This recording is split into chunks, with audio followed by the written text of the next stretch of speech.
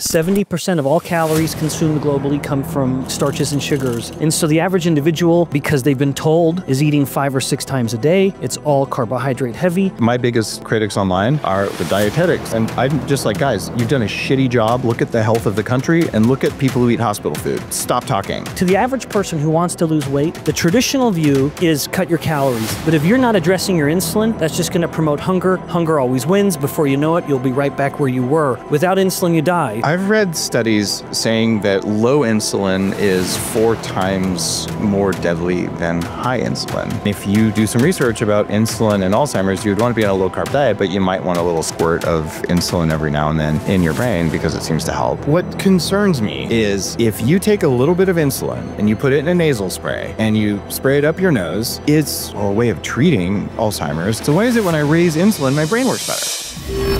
You're listening to The Human Upgrade with Dave Asprey.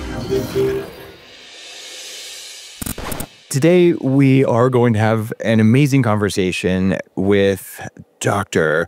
Benjamin Bikman, or Ben Bikman, who is an absolute boss when it comes to bioenergetics, metabolism, and the way the body actually works. And as you might know, I kind of have a mitochondrial fetish I developed in the late 90s because I had chronic fatigue syndrome and fibromyalgia and brain fog and like 300 pounds of weight.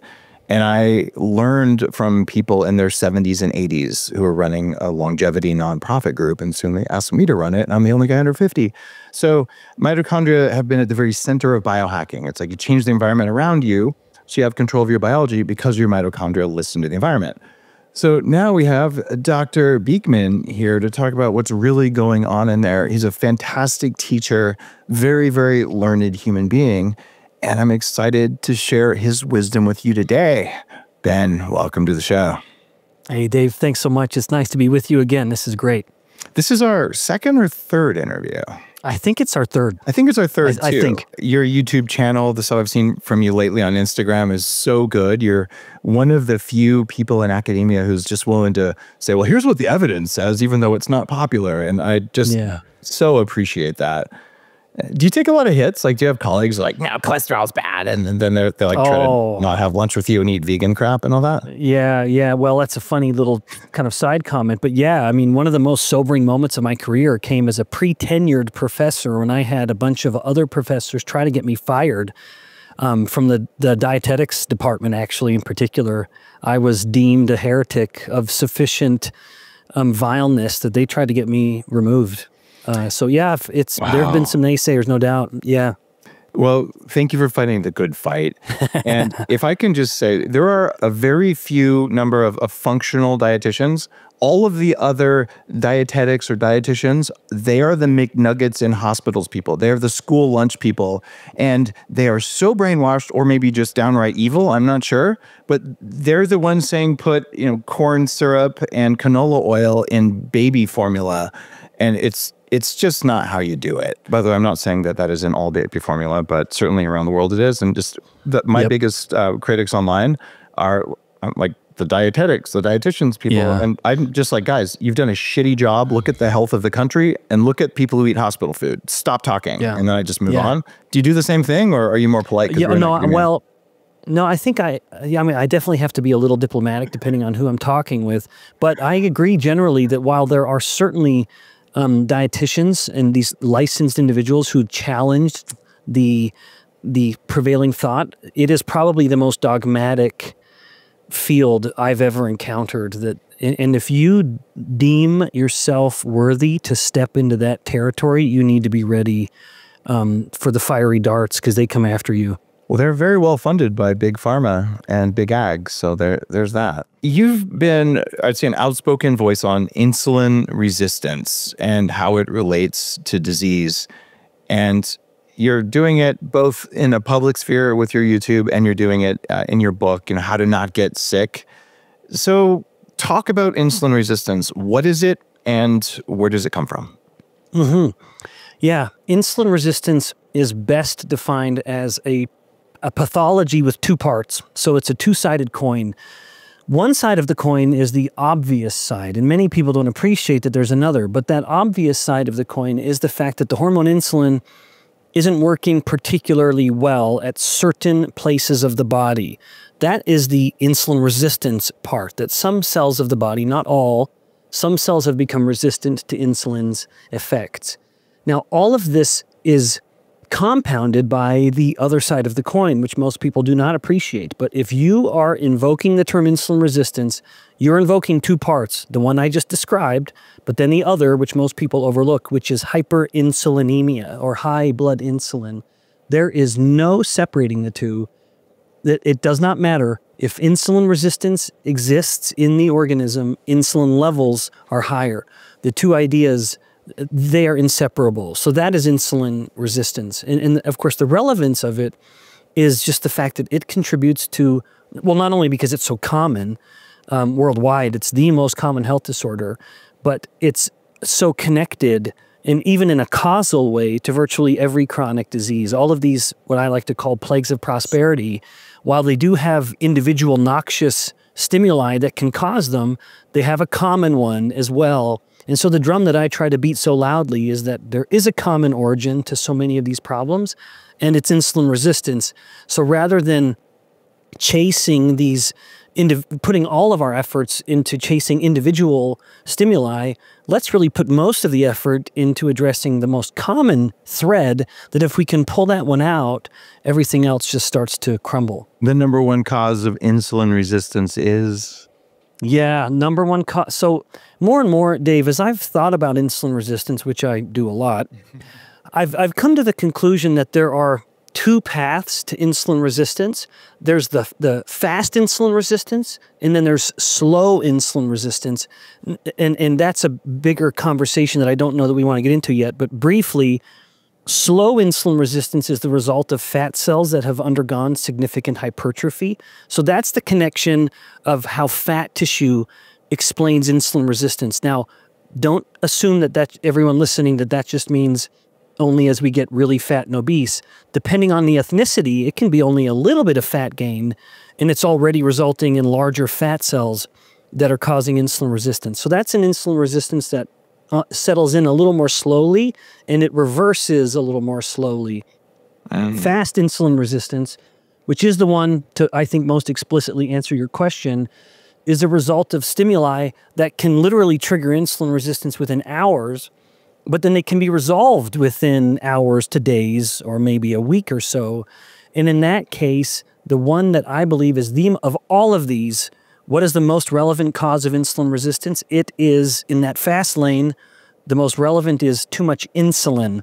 And so just to really bring this full circle, because it does kind of create a bit of a circle, I posit that as a person is eating chronic, constant carbohydrate consumption, which is the global diet. 70% of all calories consumed globally come from starches and sugars. And so the average individual, because they've been told, is eating 5 or 6 times a day. It's all carbohydrate heavy.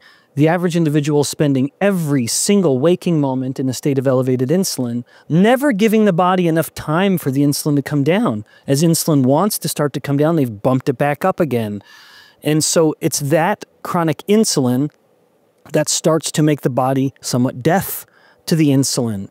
And then it starts to feed the cycle where too much insulin is causing insulin resistance, which is in turn creating a need for more insulin, which is creating more insulin resistance. I've read studies saying that low insulin is 4 times more deadly than high insulin. Is that true? That's remarkable.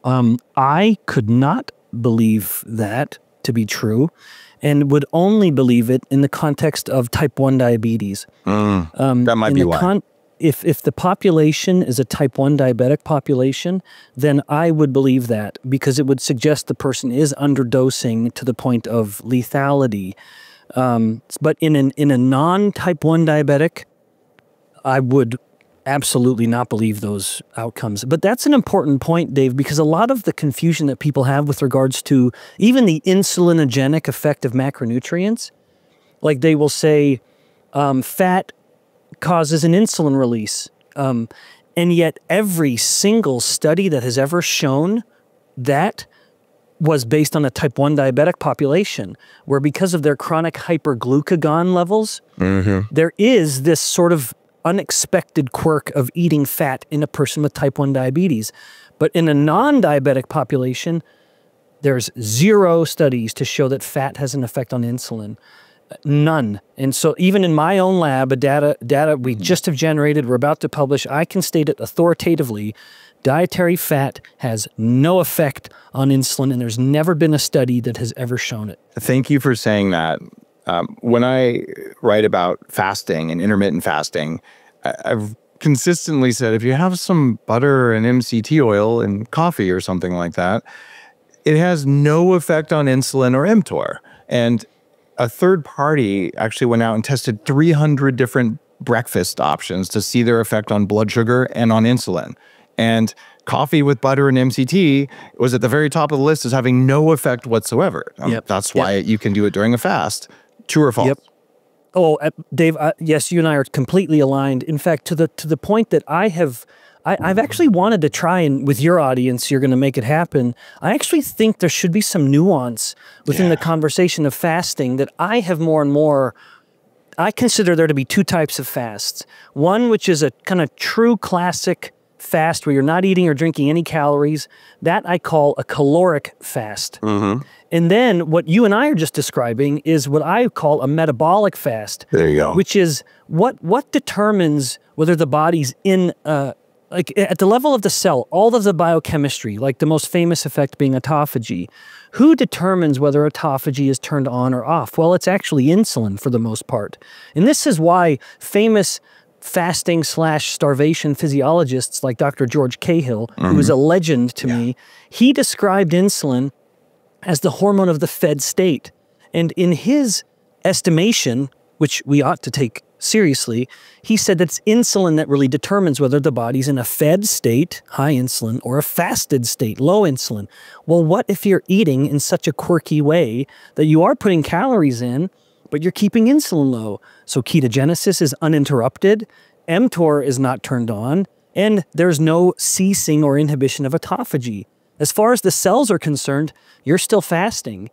That's a pretty metabolically relevant scenario where I believe more and more, as much as there are people who say we need to be doing protein fasts where you're just eating protein, during the fast, I actually think there's more value in doing fat fasts, to be honest. Now, there's no studies that have compared those two, so I don't mind if people disagree with me. But for all the reasons you and I have just outlined, I actually think a fat fast is superior in its outcomes than any other form of fasting. Having tested them all on myself and had hundreds of thousands of followers over the last 10 years, I find the same results. And people get really mad. Like, well, in the mice studies, it was just water. I'm like, well, it's because they didn't test the fat thing. And then I funded some research at the University of Washington around exclusion zone water in cells and how certain types of lipids like C8, MCT make mitochondria work better by changing what, like very esoteric stuff. That's Dr. Gerald Pollack's work. And maybe that's why. But what I do know is the 2 types of fasting you're talking about, like a caloric fast or a metabolic fast, I characterize them as there's a spiritual fast where you're okay to be maybe at a lower level performance and you're going to push yourself and be introspective. And then there's a working fast where it's the middle of the week. I have a job and kids and stuff to do. So a little bit of fat makes the fast completely painless and you get the metabolic benefits, because I couldn't do what I do if I was never, if I was always just fasting on water. I think it'd be miserable. Yeah. Yeah. In fact, because you just invoked spirituality, I will just add a hearty amen. Okay. I completely agree with everything you just said. I always look for alignment and areas where we maybe see things differently, because look, I have a perspective.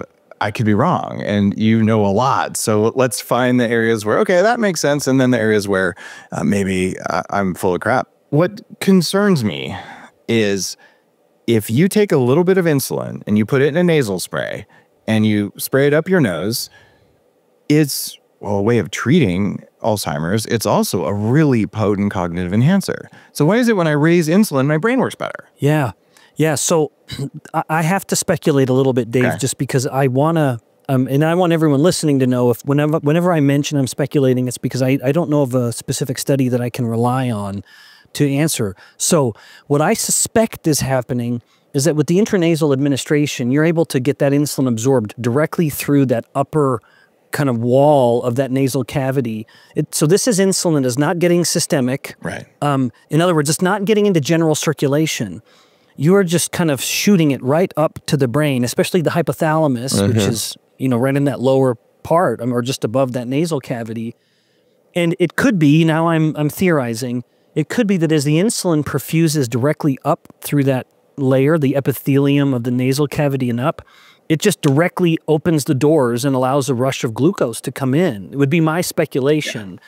Yeah. Now, it wouldn't be contributing to the elevated insulin-induced insulin resistance, again, because if I had you on a table and I was measuring your blood insulin levels systemically, like from your arm vein, we wouldn't get any, there would be no change.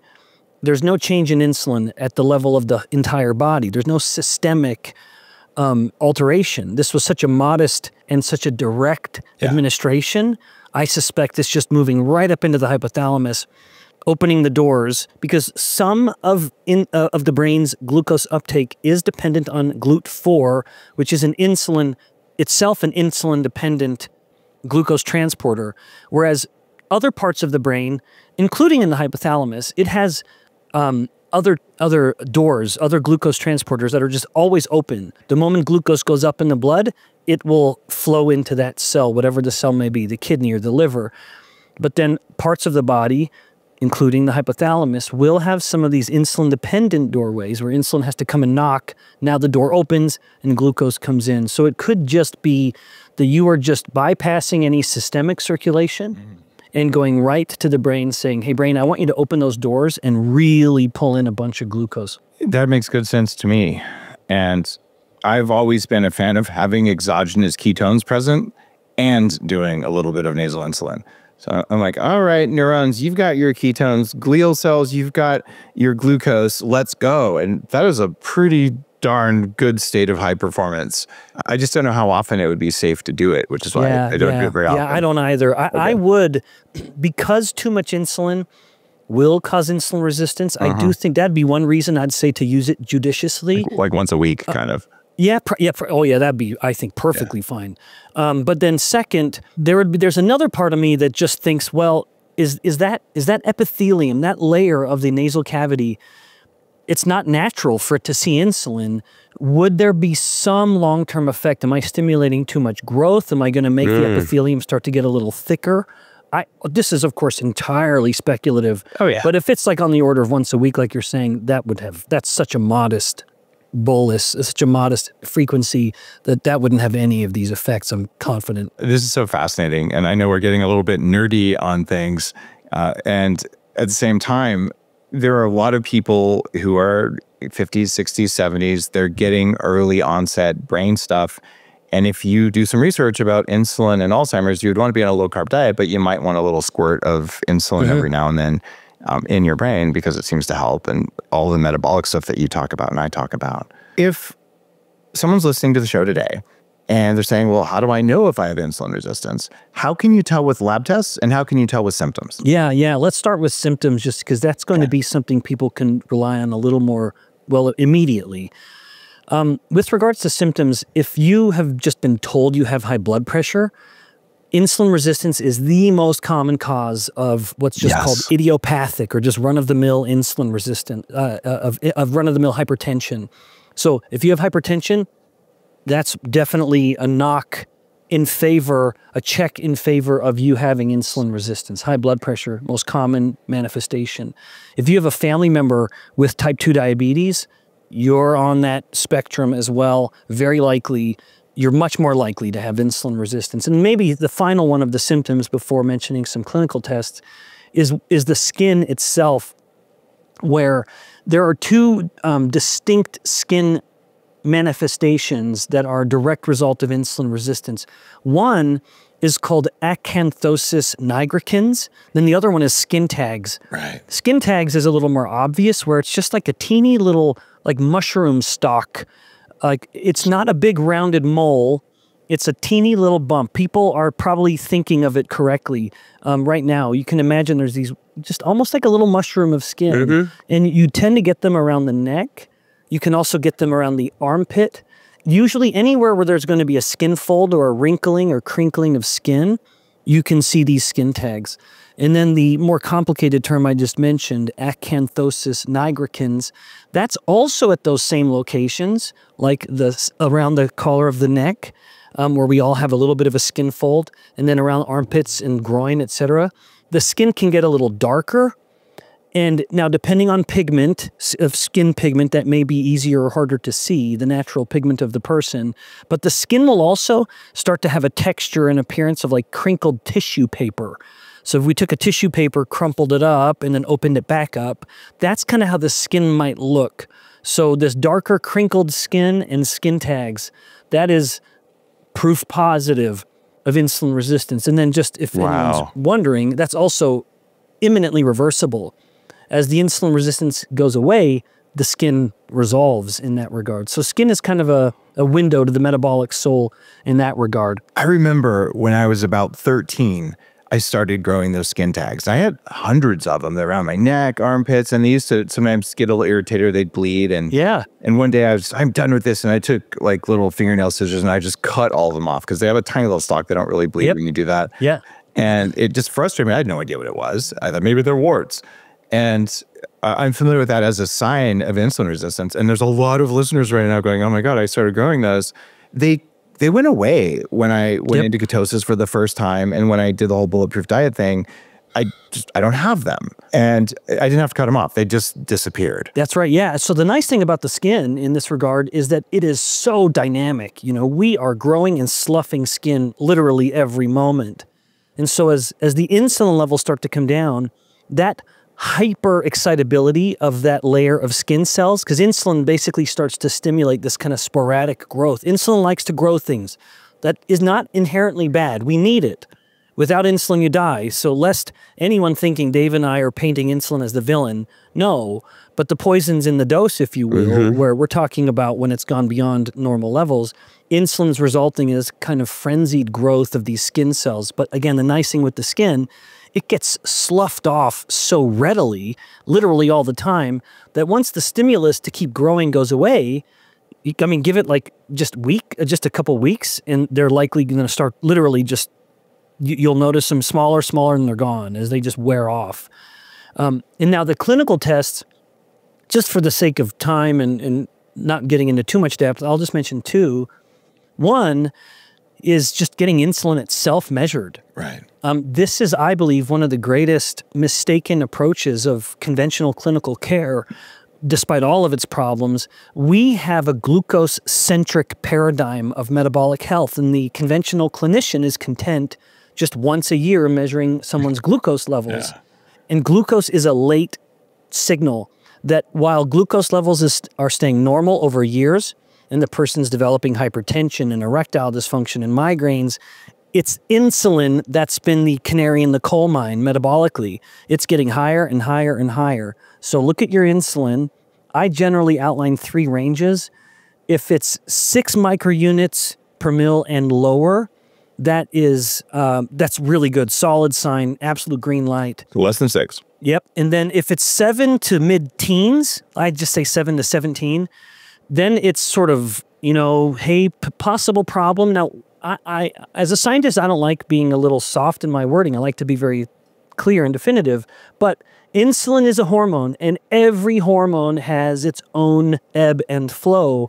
So the reason I kind of give a bit of an if with that range is if someone had their insulin measured and it's 11 or 12, they would say, oh, shucks, I'm busted. Yet that might have been just a peak moment where your insulin might have been kind of peaking up as it has a natural circadian rhythm to it. And so if it's in that middle range, you might be all right. All the more reason to rely on the second one I'll just mention in a second, but you might not be. And then if it's high teens and beyond, absolute red light. Even the normal volatility of insulin shouldn't be getting that high in an insulin sensitive person. So high teens into 20s, warning, you're insulin resistant, red alert. Now, the other metric is valuable because it's not as volatile and it is surprisingly accurate or a good predictor, a poor man's method. And that is the triglyceride to HDL ratio. So just take your fasting triglycerides divided by your HDL, and that's going to be really good. If that number, there is some differences across the ethnicities. Right. So the general rule is 1.5. If that ratio is above 1.5, that's a red light. That's a warning. Now, in some other subsets of populations around the world, like East Asians, Japanese, Korean, that number ought to be actually closer to 1. So it's a little more strict. So a triglyceride to HDL ratio of 1 is your cutoff. Lower, the better. And then in blacks and I think Hispanics, it can be a little higher, where the normal cutoff is going to be about 2.0. Okay. So it's going to be around that 1 to 2 range. If it's higher than that, warning, metabolic dysregulation. Does it change for men and women? Yeah, that's a great question. No, because those numbers are pretty static across the sexes. It's funny you bring that up, though, because the one lipid that isn't is free fatty acids. Right. If anyone ever measures free fatty acids, which is not the same, you know, triglycerides are what the liver is making or what you're eating. Free fatty acids are 100% a product of what the fat cells are breaking down. And women, due to estrogens, most gals don't appreciate this, but a woman at any moment is burning 40% more fat than her male counterpart. What? And you see this. That is you not see fair. this in her free fatty acid levels. Now, Dave, before we fellas claim defeat here and say we've been robbed, she's also putting in more fat at any moment too. And so Because she's eating more fat, or because her... No, not at all. more- Just because of sex hormones. Okay. So estrogens are both stimulating the breakdown and the building up. So females just have a much, much higher rate of turnover in their fat cells, you know. So it ends up, because the overall dynamic is she will have more fat on her body than her male counterpart, which she's supposed to. It's by design, because she carries the metabolic burden of reproduction. She needs to have this kind of metabolic insurance before she ever commits to the metabolic marathon of reproduction.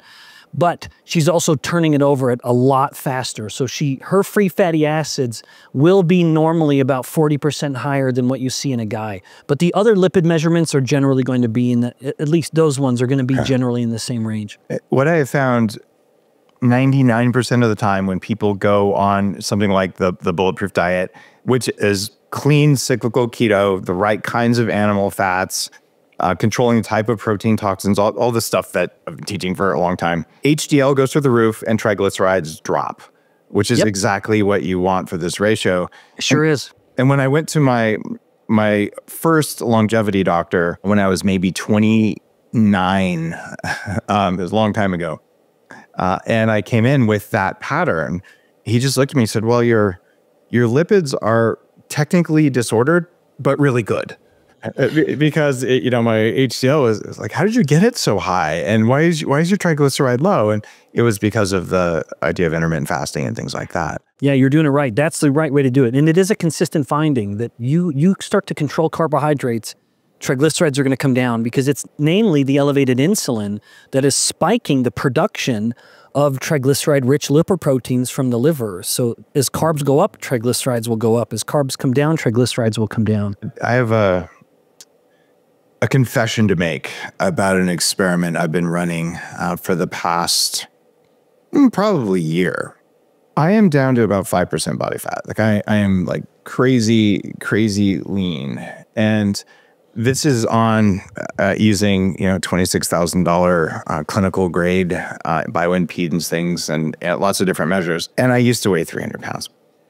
So isn't that amazing? I mean, what a testament to just how adaptable and dynamic the human body is. It blows me away. And like my new book cover, I'm on there with my shirt off, and I'm like the fat computer hacker who would never have, I didn't want pictures of me when I was fat. So I'm still kind of stunned by it.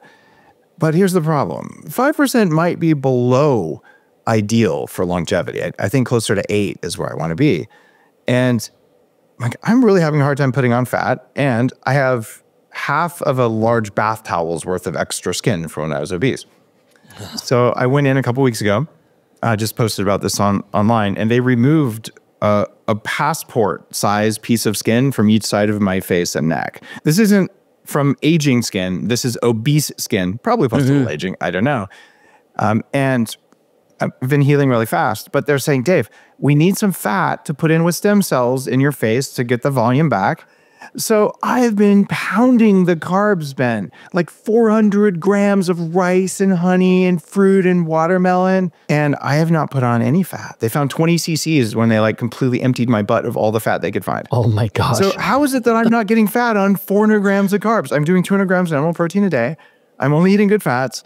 Like, what's going on? Yeah. Well, so I can't state definitively, but generally there are going to be two essential variables that determine the growing and the shrinking of the fat cell. Now, your audience is savvy enough to know that there is more than just one variable, which is the traditional view being that it's just purely calories in, calories out. That is so easily disproven. No, right? Now, and I'm not saying, like, just so everyone knows, I'm not saying calories don't matter, but that is the only message anyone ever hears, that people think that's what I'm saying.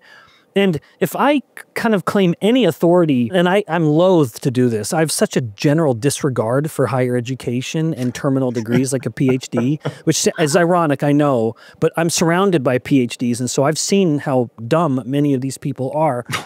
And I hope I'm not one of them, and I don't necessarily just mean my colleagues here. I love them all dearly. But if I'm going to make any sort of stake a claim here, I have a unique Ph.D., and you noted this in the introduction. It's very uncommon. There are only, I think, 2 institutions on the planet that grant a dissertation, a Ph.D. in bioenergetics.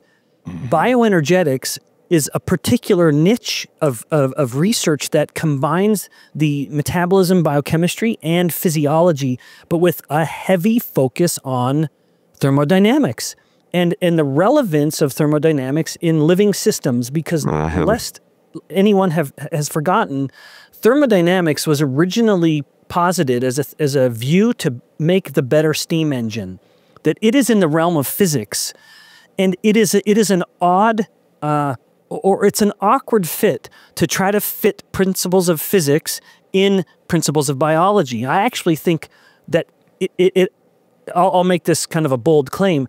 I consider the introduction of calories into biology as part of what got us where we got it wrong.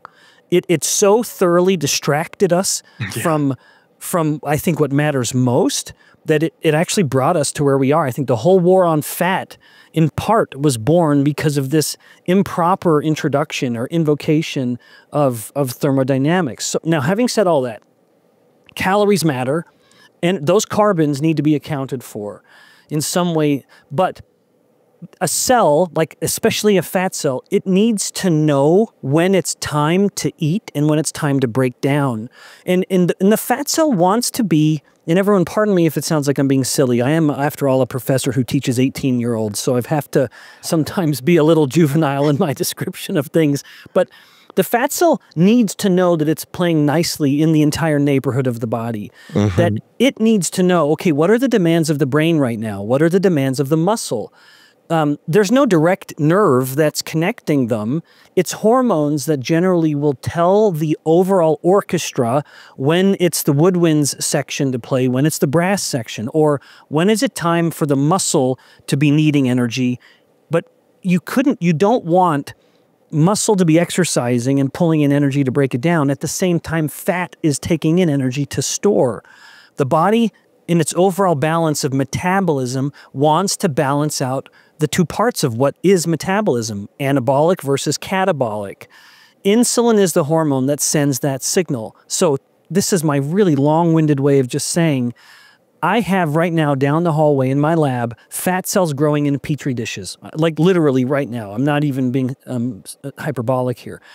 Those fat cells, when we first plate them and they're sticking to the cell, to the bottom of the dish, they are in a bath of tons of calories, tons of fat and tons of glucose, everything a fat cell wants in order to grow. But it stays small until we do one single thing, which is add insulin into the culture. The moment insulin comes into that little culture media, we call it, or that bath, Now the fat cells would say, if they were part of the greater whole, it's time for me to eat. This is my signal that it's time to store energy rather than break it down. And now if we look at those fat cells just 4 to 6 hours later, they're actually thicker, chubbier. If we look at them 6 hours later, still they're bigger again. So all of this is just to say that there must be a stimulus that tells the fat cell to grow, which is elevated insulin, and then there must be sufficient calories to fuel that growth.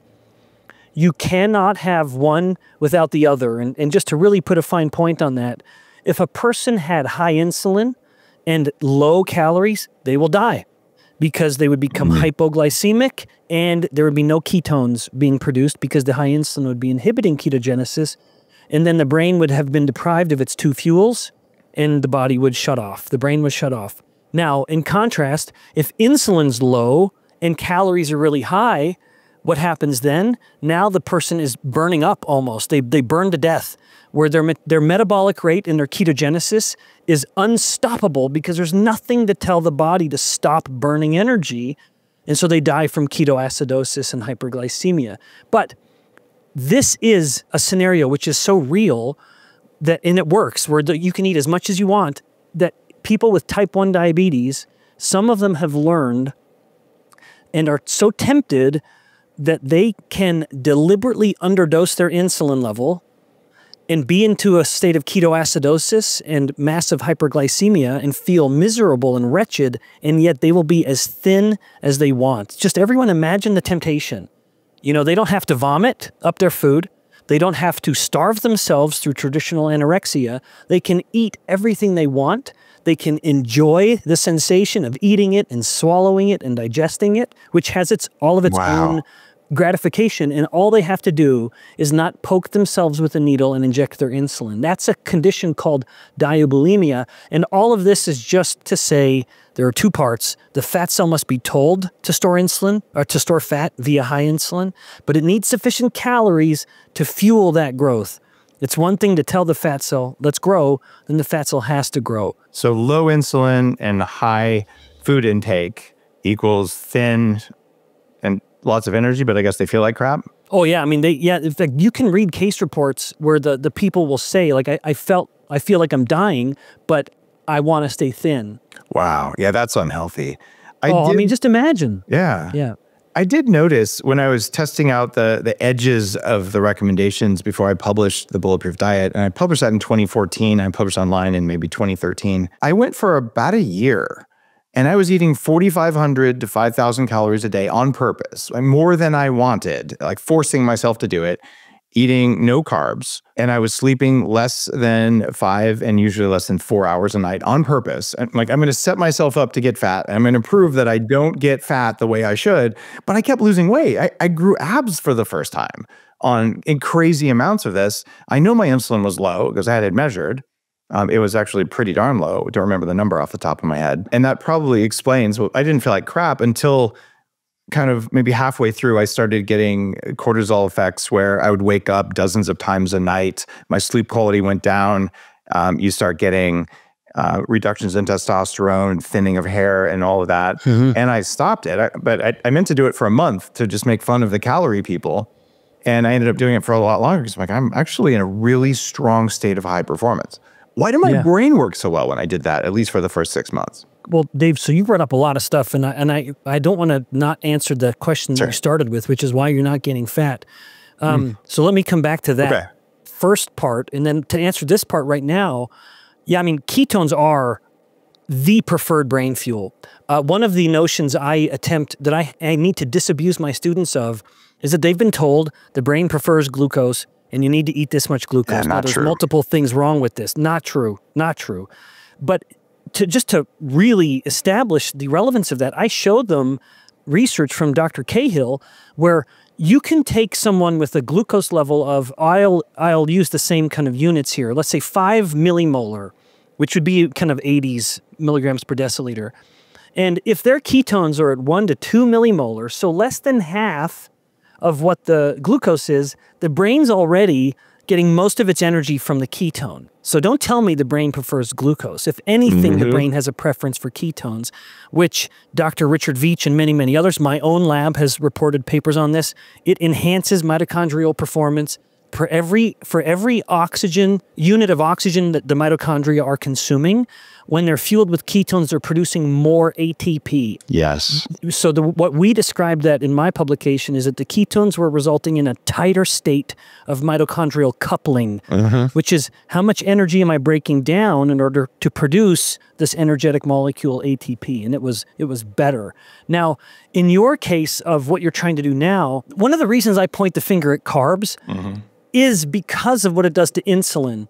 And so in your situation, you are either now so exceptionally glucose tolerant that even though you're eating hundreds of grams of carbs, if we were to you're clearing it so quickly that it's never resulting in substantial insulin spikes, or, well, I get that's it. You're just that insulin sensitive and glucose tolerant. HbA1c went up in a way that I don't like, so I'm on low carbs now. Yeah, but are you still in ketosis pretty often? Have you been measuring your ketones during this? Not with the finger stick, but I just use exogenous ketones several times a week. So I know there's ketones present of a meaningful portion of the time. Well, I would be curious if you, like in a morning, so one day, like on a today you ate 400 grams of carb, but tomorrow morning, if you measured your ketones, if you are in ketosis, then your insulin's not really going up that high. Interesting. Not only, so the other point I meant to make is that you're either, it's a combination of you're super insulin sensitive and you're just maybe so physically active. I have known really active individuals who eat hundreds of grams of carbs and they're still in ketosis the next day. Yeah. Because they're just burning so much of the glucose. And the magic of the working muscle is that it can pull in that glucose without the need for an insulin spike. As I mentioned earlier, insulin wants to store energy, which is antithetical to exercise, which wants to break down energy. It wants to break down what's been stored. And so exercise quickly lowers insulin due to the sympathetic stimulation. Basically, the body starts moving, and then the brain starts to tell the pancreas, hey, you got to shut down insulin production, and it does so very quickly. And so all of this can combine that if a person's already insulin sensitive, which you certainly are, combined with high levels of physical activity, if you aren't getting elevated insulin for pronounced periods of time, it doesn't matter if you're eating those calories, you're not going to store it as fat. Even if my blood sugar goes up, but my insulin isn't going up, you're saying? Yeah, well, it could. That's exactly right. Yeah, so glucose is not a perfect surrogate for insulin, as much as we wish it were. Yeah, it is important because while we can measure glucose so readily, we are years away from having a continuous insulin monitor, and they're not the same. Like, for example, if Dave were to take 100 grams of carbohydrate and then immediately go exercise, we would see that spike. Depending on how intense the exercise is, it may even stay high for a while, but no insulin was required during that exercise. As it starts to come down, it's not because insulin went up, it's because the muscles are pulling it in on its own. Because, again, when the muscle contracts, it has an insulin-independent way of opening its doors. You'd mentioned mTOR earlier, and I know you're familiar with mTOR's opposite, which is AMPK. When you start to contract and relax the muscle, it's flooding the muscle cells with calcium. Calcium, as it goes up, will activate an enzyme called calcium calmodulase kinase, or CAM kinase. So a calcium-activated enzyme. CAM kinase will then activate AMPK. AMPK will then activate AS160, which activates GLUT4. And now we've opened the glucose doors, and we've been able to pull in that hungry muscle, basically says to insulin, hey, I'm too busy to wait for you to tell me what to eat. I'm just going to eat this because it's here and I'm going to pull it in. This is why even going for a walk after you eat carbs or doing some squats, it doesn't really matter. Not even weighted squats, just do 30 air squats. And you can watch. I've used a glucose monitor for long periods of time, and you can see, oh yeah, I ate carbs, it's going to go up, and then you do a little bit. And if you actually do a real workout with weights or something and real resistance, you're not going to get much of a spike at all. Yeah, so that might be part of your problem, honestly, Dave. For you to gain weight, you may have to start changing so many habits. Well, I don't exercise that much. I do really good exercise with AI, stressing the system from the Upgrade Lab stuff. I do about like 20 minutes a week of real exercise. and it's carefully scripted to exhaust and then recover very quickly. So I don't think my volume is high, but my recovery is high and my intensity is high. So I'm a weird robotic cyborg biohacker guy testing out weird stuff. And I just you would probably know, why is it possible to have my average glucose go up and to eat ridiculous amounts of carbs, sometimes more than I want, and then to not gain 1 pound? And it sounds like you figured it out. Yeah, well, I think that we'd really need to know what your insulin levels are. It's entirely possible that your fasting insulin levels are still in an exceptionally good range, and that what you think is a big insulin spike, it could be much more modest than you realize. And if that's the case, then you're kind of getting into that, physiological scenario of what we see with diabulimia, which is that the insulin levels are getting so low that it's just incompatible with storing fat. That makes so much sense. Okay. I want to touch on one more thing about calories in, calories out. Because you and I have both been trolled by these angry 25-year-olds, cancel out a Snickers bar with a Diet Coke kind of people. And I just laugh. I'm like, well, if calories counted, there's 1 million calories in a gram of uranium. Right? And they go, but you have to be able to absorb it. I'm like, oh, thank you. So calories don't count, calorie absorption counts. And then they start twitching usually, which helps them burn more calories, which probably is good for their weight loss. And then I say, well, do you know about Zeranol? And no. And well, it's a drug derived from mold toxin that's 10,000 times more estrogenic than normal estrogen. And if you give it to a cow, which ranchers do, the cow will get fat on 30% less food. So if the drug can exist and there's tens of millions of dollars being spent because it works, it's not about the calories. I'm not saying that they aren't relevant in some way, but this idea that I'm going to somehow know how many calories I burned without being in a calorie chamber, that's nonsense, because only half your calories are from moving. The rest of the stuff is respiration, temperature, humidity, stuff that no one's going to measure. So you don't know how many you burned, and you don't know how many you ate because the dumb little apps, as a guy who makes $100 million plus of food things, the number of times that I've gotten in trouble because when I buy a freaking cashew, the calories per gram varies based on the time of year. So you can't even say a gram of cashew always has the same calories. Yeah. And so my labels have to be within a very narrow window. And so it's complete fantasy that we can measure what we're taking in or what we're putting out, which is why I'm like, this is just a distraction, which is what you've been saying as well. Well, yeah, and you can see why I feel so strongly, as much as I appreciate thermodynamics, but the problem is we don't eat heat. I mean, a calorie is a unit of heat. We don't eat heat. If we eat a warm Snickers bar, does that have more calories than a cold Snickers bar? Because if it's just pure calories, and it is, then drinking a hot coffee, or that's not a good example. But it's not calories that matter. In an ideal world, if we really wanted to have a food label that gave an idea of how fattening this food will be, which is what the calories are trying to do. The whole reason we have calories is this idea that, hey, you need to control your body fat, so look at these calories and count them all. It is such a fool's errand for all the reasons you mentioned. It is impossible for the average individual to capture every calorie coming in, let alone every calorie going out. Now, by going in, not only did you mention how even on a label it might have gotten it wrong, but you don't know how much you're absorbing. You don't know what the thermic effect or the caloric cost of digesting and absorbing that food is. And again, it's not units of heat that you're getting.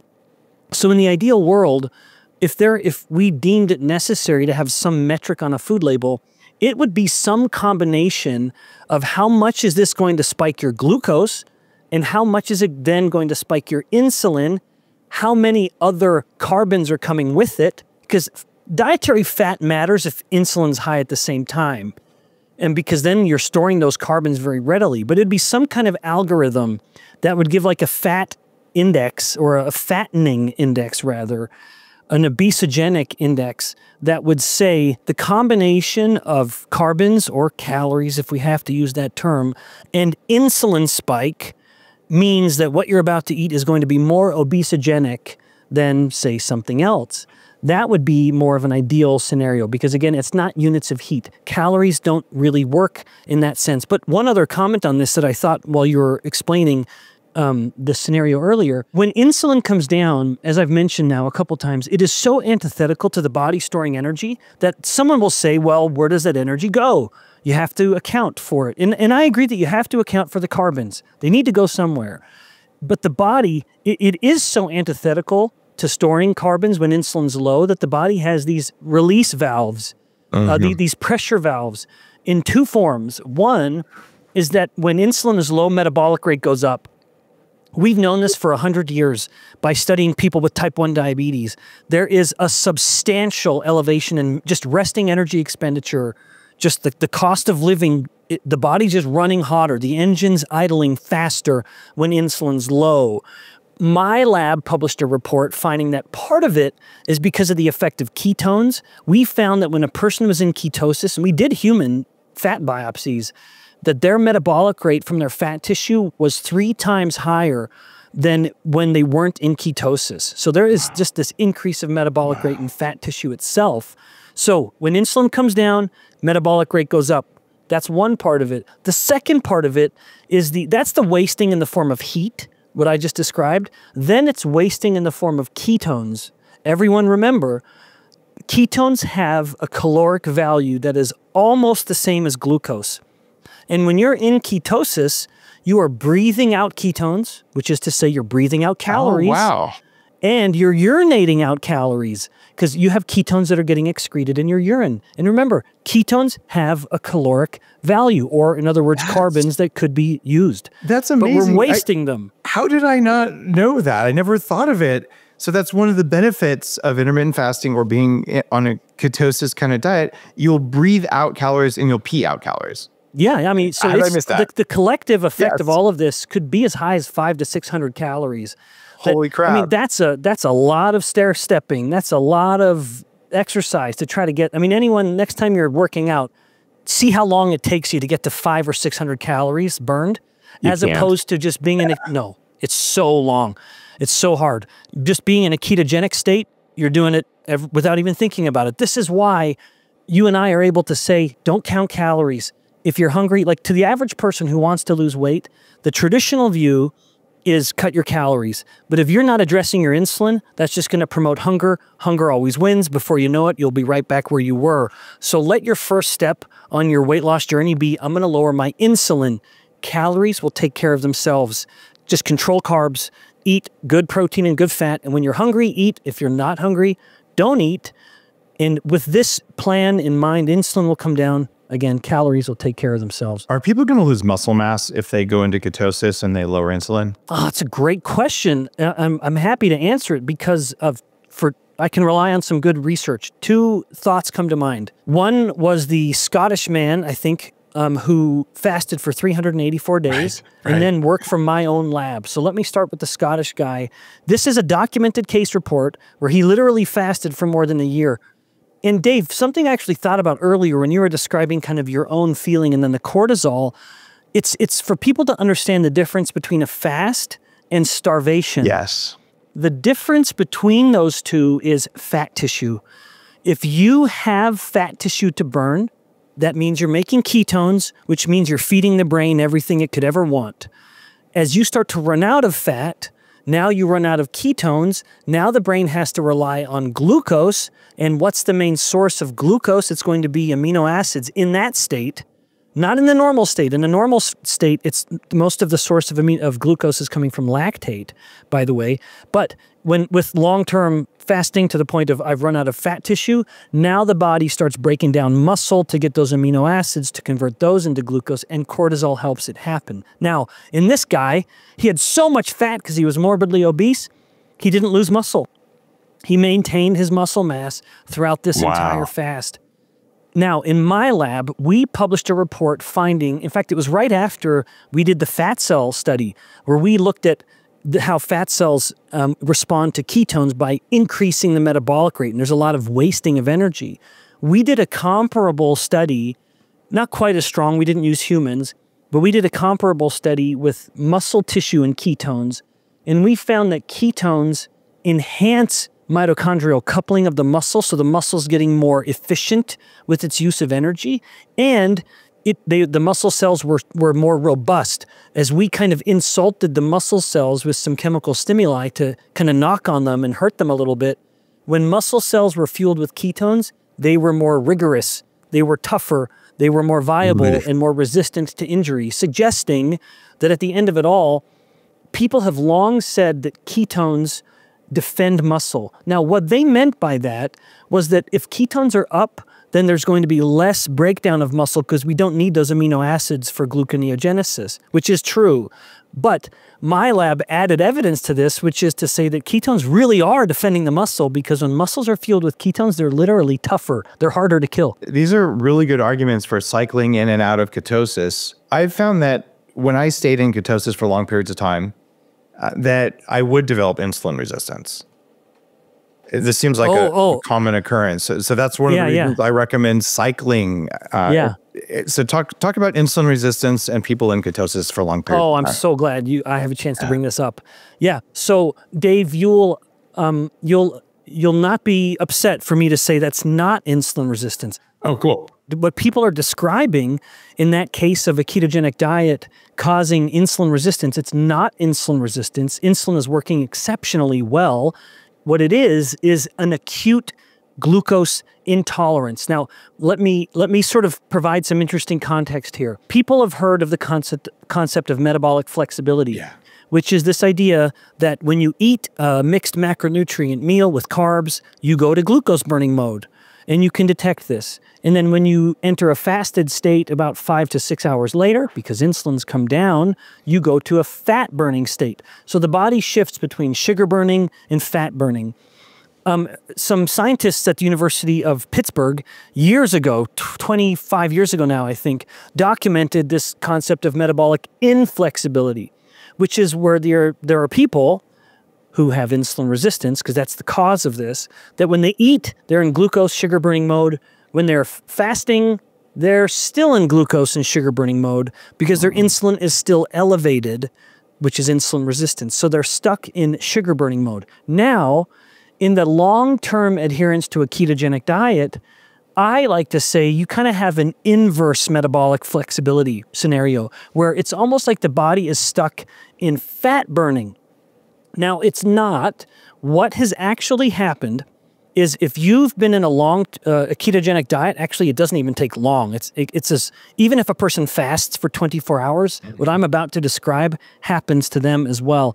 So if someone goes and takes an oral glucose tolerance test, they go drink a bunch of glucose, you measure a glucose curve and you see it come up and down, and say about 2 hours, it's back down to about 100 milligrams per deciliter. That's a good response. Now, if this person were to then adopt even fast for 24 hours, let alone be in a ketogenic diet, if they take that same oral glucose tolerance test, now you would say, wow, my glucose went higher and it took even longer to come down. It didn't come down until 3 hours or 3.5 hours. The temptation is to say, I'm insulin resistant now. Because if you were looking at a person with type 2 diabetes, that is what's happened. But that's not what's happened in this person who maybe just fasted a little too long or is on a ketogenic diet. In that case, it's because of a lack of preformed insulin in their beta cells. So basically, when we eat carbs, the insulin, the beta cells want to be ready. And they literally have a bunch of pre-packaged insulin in the beta cells stored like on the shelves behind me, ready to go. Here I am in my beta cell office. Insulin, glucose comes up, I get a knock on the door. I know, okay, I got to address the glucose. I'm going to start shipping out all of this insulin I have made right now, which is called the first phase insulin release. But I am constantly monitoring the glucose. I know this isn't going to be enough. And so at the same time I've been shipping out my preformed insulin, I've started making more insulin. That's the second phase insulin release. When a person has fasted too long, well, 24 hours or so, that's not too long, but prior to an oral glucose tolerance test, it is, or they're on a ketogenic diet, the beta cells are so efficient and I'm sympathetic to this because I hate clutter, that the beta cells basically start to say, hey, I got all this stuff on my shelves here and I'm not using it. I'm just going to get rid of it. And so it literally breaks the insulin down to its base amino acids and then just recycles them and does anything it wants with them. Wow. But it starts to think, I don't need all this insulin. And then all of a sudden, hold on, red alert, we need glucose has just flooded the system. Oh, crud, the beta cell says. Well, I don't have all the insulin made, so there goes that first phase insulin response that I'd normally have, but I still have the ability to make a bunch of insulin. It's just going to take me a little longer, so body, pardon me, beta cell, for being too efficient, it's going to take us a little longer to clear that glucose.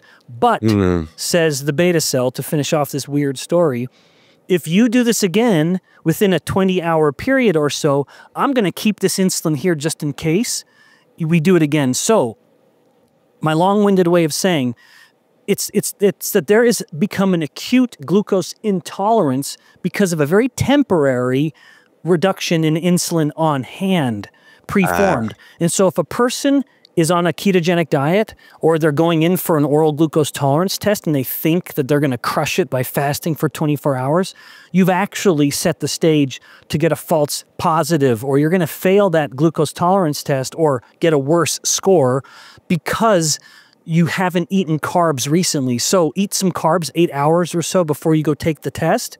And it doesn't have to be sugar, just eat some starches. And then the beta cells will say, okay, maybe we're going to start getting into carb consumption again. I'm going to hold on to some insulin so that when we do this test in 8 or 12 hours, I'm going to be ready for it. And then you'll pass it with flying colors, because a ketogenic diet will improve insulin sensitivity exceptionally well. Remember, Dave, that everyone remember, the way I described insulin resistance earlier applies every time we invoke the term insulin resistance, which is insulin will be high.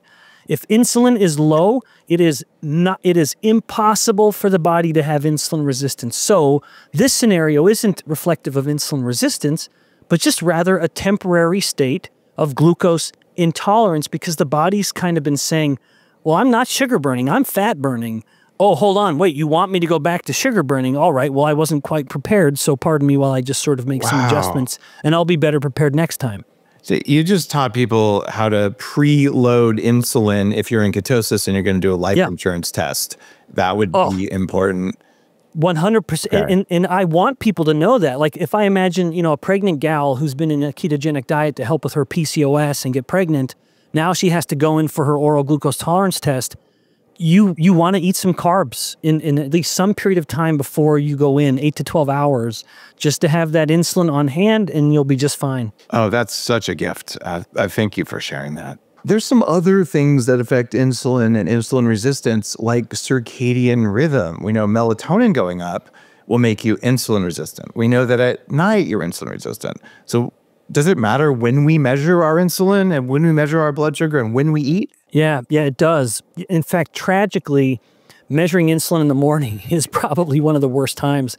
And that's why I kind of described that there's that bit of that gray area, that kind of orange light range or yellow light range, where insulin might be a problem or it might not be. And I actually kind of bake that into the formula because of the morning volatility, that when we're waking up in the morning, we will have higher cortisol levels naturally, which starts to just mobilize the glucose to get ready for the brain to come back online, if you will, you know, as the body starts to wake back up and get alert. But also insulin can start to climb in response to that glucose climb. And so morning is one of the worst times, but it's the most convenient because we're fasting overnight. We need a fasted state. If in an ideal world, we wouldn't measure fasted blood levels until, you know, late morning or early afternoon to let that pass. Can you adjust for that? Like, let's say you do your insulin test in the morning, and should you just subtract a point off of the morning score to get a more accurate score? I don't know. That's a really, really good question that's never been explored. This is. Yeah, you'd want to, I mean, what you'd want to do is take that same person, measure their morning and then measure their afternoon consistently across a group of people, and then find out that, okay, here was morning, giving us a little bit of that false positive range or a false concern. Here was afternoon. So if we make this kind of algorithmic adjustment, it allows us to get the morning, which is the easiest time to do it. Everyone wants to do their fasted tests in the morning so they can end their fast. I get it. But yeah, it would be nice to be able to kind of have an adjustment on hand to say, okay, well, actually, it came in at 15 microunits per mil, but based on what we see across the population, if we were to measure this 4 hours later, it would have come back down to 7. Okay, so you're actually doing great. Okay. Yeah, that's never been done. Wow. Well, this seems like something your lab would be uniquely suited to do. Yeah, we I could vote do for it. that. We've talked about doing squats after a meal or going for a walk to lower blood sugar, which ought to also lower blood insulin, we hope. Are there other non-dietary things we can do? The biohacks like red light therapy, pulsed electromagnetics, cold plunges. What do those do? Yeah, so the only one I can speak to with some authority is cold plunge. Okay. Although I think everything you've just mentioned does help, including just sauna. It's the interesting quirk of just temperature extremes. With cold immersion, yeah, I mean, the results are really remarkable across the board. And I am an unapologetic advocate of cold immersion. But there's something to be said for, there are two mechanisms that cold therapy will engage. One, which is shivering-induced thermogenesis. And then it's mitochondrial uncoupling. Yes. And the brown fat being the most famous example of that. But with the shivering, of course, the whole body contraction of the muscles, that's really, I mean, you are exercising. You are contracting and relaxing muscles in order to generate heat. Well, that heat has to come from burning something, and a lot of that something is going to be glucose. Now, at the same time you're shivering, you're also sending a signal to mitochondria, particularly in fat tissue, that, hey, mitochondria and fat tissue, I need you to become less efficient, which is to say, I need you to burn energy to create heat, because heat is a waste product. You know, but when the body gets cold, it actually gets a little, well, wasteful. It starts to want to burn energy just to create more heat. And so you have this uncoupling where the mitochondria, it's basically like you're revving the engine in your car, but you're keeping your foot on the clutch at the same time. And so you're getting a high RPMs, but you're not getting any speed. You're not moving. So you've uncoupled the burning of the fuel in the engine with the movement of the car. Wow. You know, which is not the same that I mentioned earlier. Earlier, I mentioned that ketones help the muscle be more coupled. In that case, now you're revving the engine and you're seeing movement with the speedometer. But with cold and with ketones, generally, you're uncoupling it, where you're revving the engine, but you're not moving anywhere. You've uncoupled those two actions. And so cold therapy is an incredible way. But there also are kind of other hacks, like apple cider vinegar is surprisingly effective. But you were kind of saying non-dietary. So yeah, of all of those, I personally leverage whenever I can, take advantage of cold immersion and sauna. They're exceptional in this regard. I do them a lot. The other thing that I notice has a big effect on my blood glucose stability, which is a proxy for insulin, is darkness at night. So I'll wear the True Dark glasses that trick the brain into thinking that it's nighttime. And if I wear these for an hour or so before bed, especially if I'm traveling, I have much more stable blood glucose the next day. And I think just darkness at night to reinforce the circadian rhythm works. Yeah, well, it does work. Just to put a really clear statement on that, one of the reasons East Asians have such unexpectedly high levels of glucose is because these are cultures that have the highest bright blue light exposure later into the evening. That is one of the reasons. There are some other quirks of physiology across ethnicities, but it is an absolute consistent feature of East Asian culture. Lots of bright blue light into all hours of the night, which absolutely will disrupt circadian rhythm to such a point that you'll have higher cortisol levels the next morning and in turn higher glucose volatility. Environmental toxins and insulin resistance. Is there a connection? Oh, yeah, for sure. Yeah. In fact, in my first book, you mentioned my How Not to Get Sick, which is this one over my shoulder. One step over outside of the camera is my Why We Get Sick book. I actually devoted a small section to, as I talked about the origins of insulin resistance, to describe some of the evidence looking at certain molecules from like plasticizer agents and detergent agents. And more, even certain pesticides and herbicides. Yes.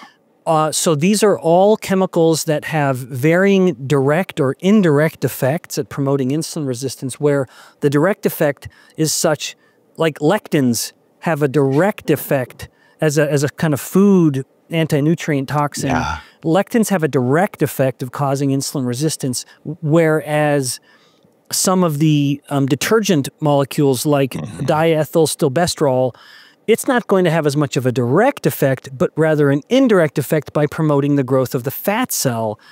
And when that comes back to the kind of slow insulin resistance that I alluded to earlier, where when the fat cell gets too big, it starts to generate its own form of insulin resistance, which, just as an interesting aside, it actually starts to promote insulin resistance to try to prevent further growth, but in the process starts to kind of spread that insulin resistance with a couple different signals throughout the body.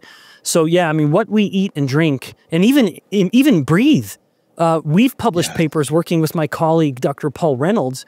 We just published a paper late last year, actually, finding this was an animal study where when these animals were exposed to diesel exhaust particles, even when they ate the exact same amount of food as their litter mates just exposed to normal room air, their fat cells got significantly bigger. So once again, our little rant earlier, don't tell me it's all about calories.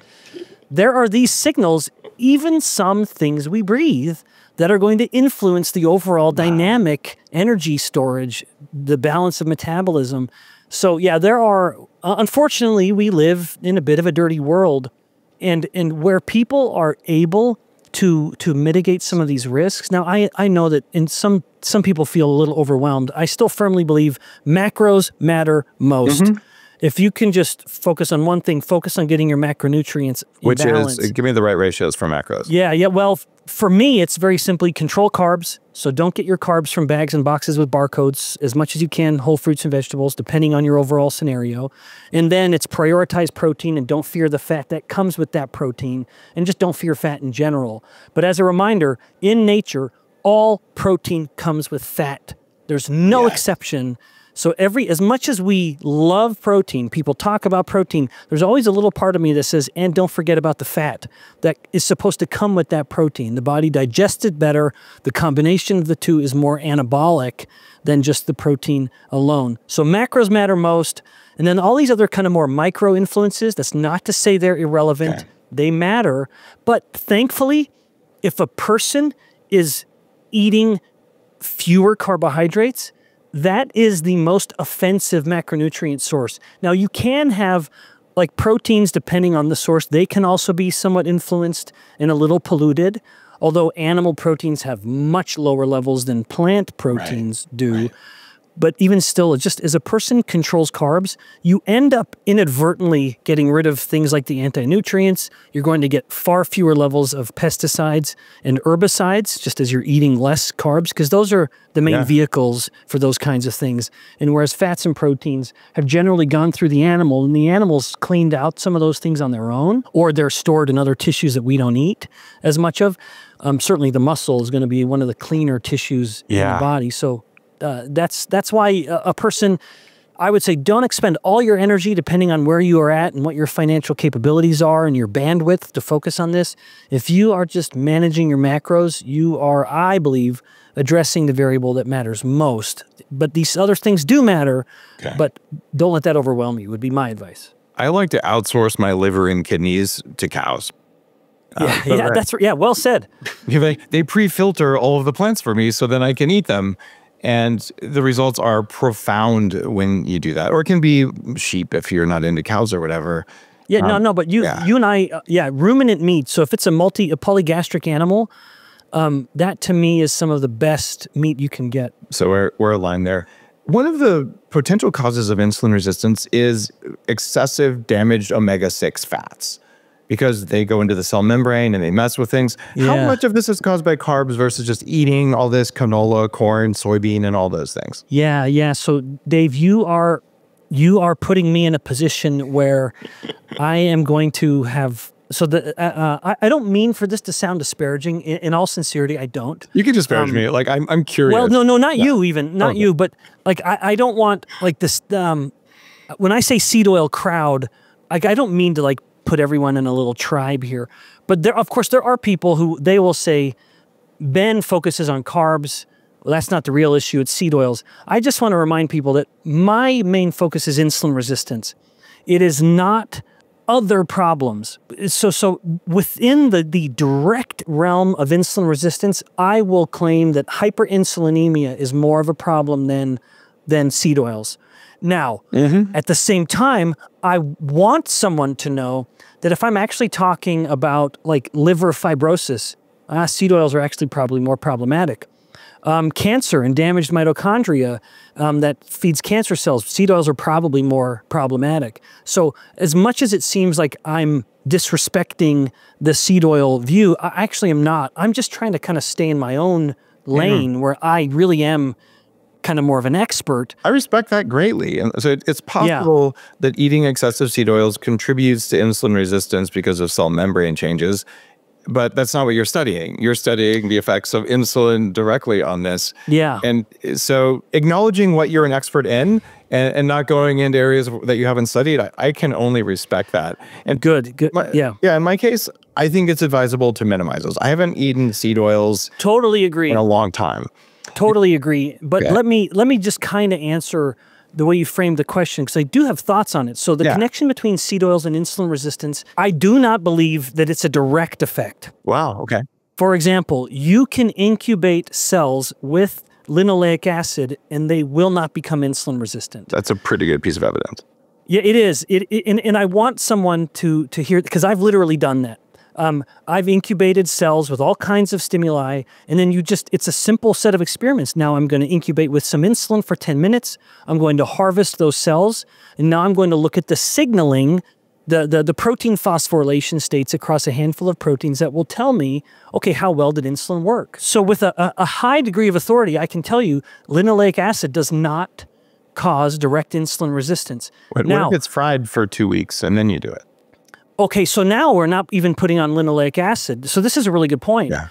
If you start to just put on like the peroxides of this, that starts to change things where it is. But just so people appreciate how difficult it is to work with these molecules, they are so reactive that they just become toxic, cytotoxic, where the cells just start to die. And so you can't really even, to try to find the right dose is actually problematic. So the highest expression of insulin resistance is death. Yeah, well, yeah, that's right. Yeah, I mean, so what if you're insulin resistant if you're killing all your cells? So that's a really, really good point. Okay. That as much as I've just been talking about linoleic acid, the conversation really ought to be looking at the peroxides. Right.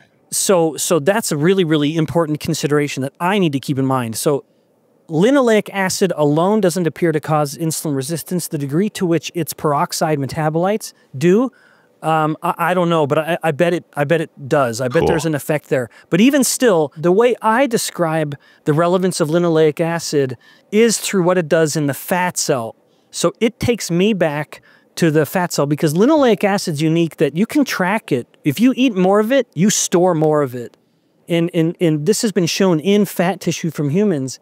When linoleic acid gets converted to these more reactive molecules like 4-HNE in a fat cell, it forces the fat cell to grow through hypertrophy rather than proliferating through hyperplasia. And the difference there is that if you have more fat cells but they're small, then you're insulin sensitive from the level of the fat tissue, at least, because small fat cells are insulin sensitive and happy fat cells. They're very anti-inflammatory as well.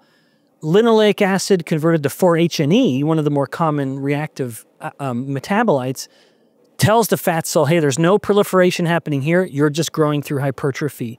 The hypertrophic fat cell is an insulin-resistant and pro-inflammatory fat cell. So when I talk about linoleic acid or seed oils, with some caution, I don't like to say that they're a direct cause of insulin resistance like other ones are. Insulin is a direct cause. Inflammatory proteins are a direct cause. Like in that same cell culture, I can put on cytokines, they're insulin resistant in minutes. Stress hormones, I can incubate those cells with cortisol or epinephrine, they'll become insulin resistant. But if I do it with linoleic acid, like I said, it's not quite the same effect. But with all of the myriad metabolites that can be generated, it is very possible that some of those could have a direct effect. But when I talk about it, I try to be a little cautious and just say, well, it might, but I don't know if it's direct, but I certainly believe it's an indirect because of its effect on the fat cell. That is so academically honest and controversial. Careful. Yeah. And it sounds like you don't eat a lot of linoleic acid on purpose either, because it's probably not good for you. But yeah. Well, and again, when someone's obeying that first rule, the control carbs, I believe the vast majority of the linoleic acid seed oils that people are getting are coming from bags and boxes with barcodes. So if you're just controlling carbs and eating less of that, the good news is your seed oil's essentially gone to zero. Cool. Ben, I know that we're running up against the end of the show because you've got an appointment coming up here, and I just want to thank you for your willingness to go against the mainstream in academia and to do it with data and science and to not be pissed off all the time about it. Like it's easy to get angry. Yeah, you could tell you have this like playful curiosity, like, but this is how it works. And I love your vibe. I love your knowledge, and just keep doing what you're doing. Thank you. You're at benbeekman.com. Your book is How to Not Get Sick, or How to Not to Get Sick. What is your YouTube channel? Yeah, so please, you mentioned the first source. Please, guys, go to my website. It's just Ben and BIKMAN.com. But yeah, my YouTube is Ben Bikman, and then all my social media is just Ben Bikman, Ph.D. Okay. But yeah, I mean, all of this is just my own effort to, as much as I'm an academic and I love it, I also hate the constraints placed on it, where no one's going to read my peer-reviewed journal articles. And why would they? You know, so I wanted to have a way to just share the fundamental research with people in a kind of digestible way. And that's always been my hope. Well, you're doing a great job. Keep it up, and you're always welcome to come back on the show. Thanks, Dave. It's been a pleasure. See you next time on the Human Upgrade Podcast.